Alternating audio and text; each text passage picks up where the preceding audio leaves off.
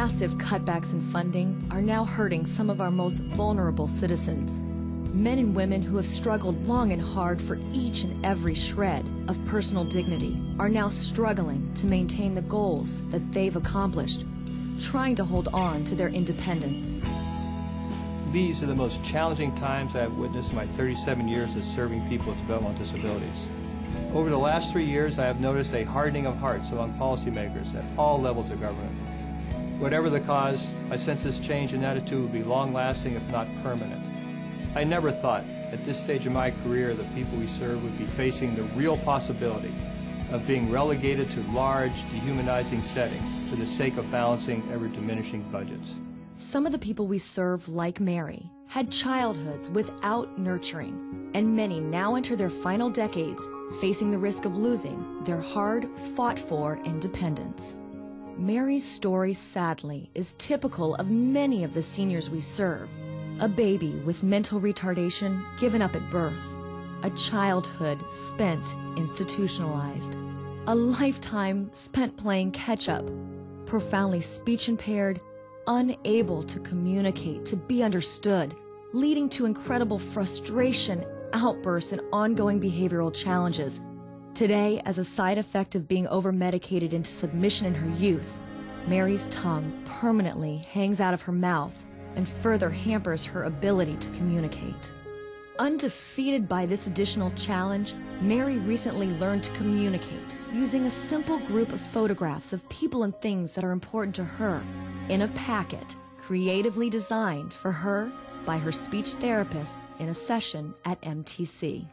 Mary wants to communicate for herself, and we support all her efforts to do so. At MTC, we encourage independence for the people we serve. Since coming to MacDonald Training Center, Mary's days are meaningful, but it's not always easy. Mary's arthritic condition makes it hard for her to get around, and often it would make life easier if she would simply get in a wheelchair, but Mary says no. To her, getting in the wheelchair is a sign of defeat, and one step out of the MTC door and into a nursing home. The people we serve do very poorly in nursing homes. They tend to get lost in the system. For this reason, we do whatever we can to keep them living in their own homes in the community as long as possible. The irony is that it will cost the state of Florida even more to put a person in a nursing home as it will be to let them stay in their own homes. But for some reason, they do it anyway. We are Mary's family. She amazes us with her vitality, eagerness to be an active member of our community. MTC is committed to making sure she ages with as much dignity and grace as possible and does not spend her old age warehoused and institutionalized. Her youth was forfeited, but her future is not. The future is of grave concern to many of the parents and caretakers of the individuals we serve. How will my child fare when he leaves home? What will happen to him when I'm gone? Who will be there when they need something? Lucy often stays awake at night as she struggles with these issues. Part of the sandwich generation, she's been a caregiver for her elderly father and the sole caregiver for her daughter, Polly, who is blind and profoundly disabled. Like so many others, Lucy plunged into the world of 24-hour care at the birth of her only child. I feel like I share a great bond with Polly. I was a single mother for almost 10 years, and I'm all she has. Like many others, Lucy saw the strain of caring for a child with disabilities contribute to the end of both her marriage and her successful career. Protective, vigilant, and an unabashed loving mother, Lucy is adamant that the needs of her daughter come before her own. And Lucy knows that the team at MacDonald Training Center provides her daughter with the same nurturing support that she does. She knows that her daughter is safe at MTC and that we create the opportunities for Polly to participate in activities from art to fitness, to do whatever it takes to make Polly's day positive with dignity and respect. I'm afraid for Polly's future. I don't know who will speak for her when I'm gone. Polly can't speak for herself to say no one has fed me today. It frightens me that our state is moving back towards large group housing for people with special needs. It horrifies me to think of Polly institutionalized. For more than a year, Merle has been a successful employee at Panther Medical. Before he came to MacDonald Training Center, Merle had difficulty finding and retaining community employment.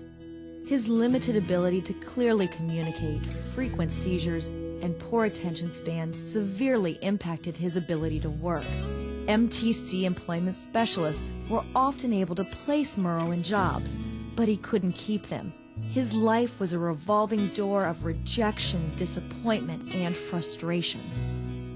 However, after training on the SunPass team with MTC's innovative EPIC curriculum, Merle acquired the job skills necessary to maintain competitive employment.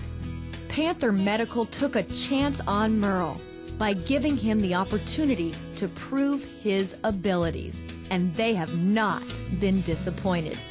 Merle left MTC with the skills needed to integrate into a traditional workplace, once again shattering barriers. He learned the ability to really work, to focus on a task. He enjoys this position, especially the ability to bring his own radio and control the music he listens to while working in his own cubicle. Many people with developmental disabilities are celebrating years of continuous employment and independence those who went before them could not imagine. Inspired by the strength of families like Polly's and the personal courage of Mary and Merle and many others, MacDonald Training Center continues to forge a path as a tireless advocate for the rights of individuals with disabilities. Thank you for your compassionate support. We could not do what we do without our friends and community partners. With perseverance and unending belief in the capabilities of the people we serve and your help, we will continue to shatter barriers, challenge conventional thinking, and change lives. As CEO, and on behalf of all our team members, I pledge we will continue to empower people with disabilities to lead the lives that they choose. At MacDonald Training Center, we don't do backwards. We don't warehouse people. We shall forever pursue our mission to empower people with disabilities to lead the lives they choose.